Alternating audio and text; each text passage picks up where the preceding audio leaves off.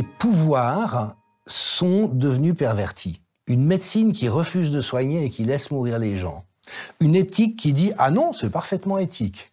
Des pouvoirs politiques qui privilégient des intérêts privés à l'encontre de ceux de la population.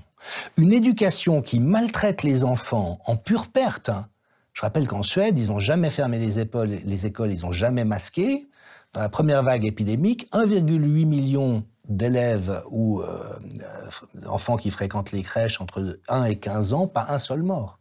Donc vous voyez, tous ces systèmes sont en train de s'effondrer et, comme le dit le proverbe chinois, le poisson pourrit par la tête. Donc ce sont les élites qui aujourd'hui, et c'est ce que Maffezoli avait pressenti il y a 40 ans, sont totalement déconnectées du corps social et sont devenues toxiques. Les élites aujourd'hui sont devenues toxiques. Et ça, évidemment que c'est pas durable. Donc il va y avoir une lame de fond, il va y avoir un renversement. Maintenant, les pouvoirs en place ont tellement de puissance, notamment sur le plan économique, que pour moi, on est dans un champ des possibles dont les deux bordures sont d'un côté soit la société totalitaire à la chinoise transhumaniste que Laurent Alexandre et d'autres appellent de leur vœu, comme étant, voilà.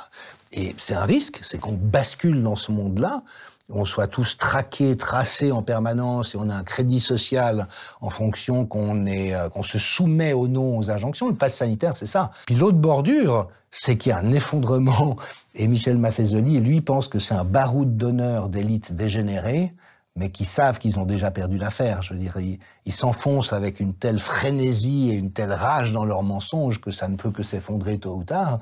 Et à ce moment-là, le champ sera libre pour peut-être créer enfin des modèles d'organisation qui soient dignes de notre humanité,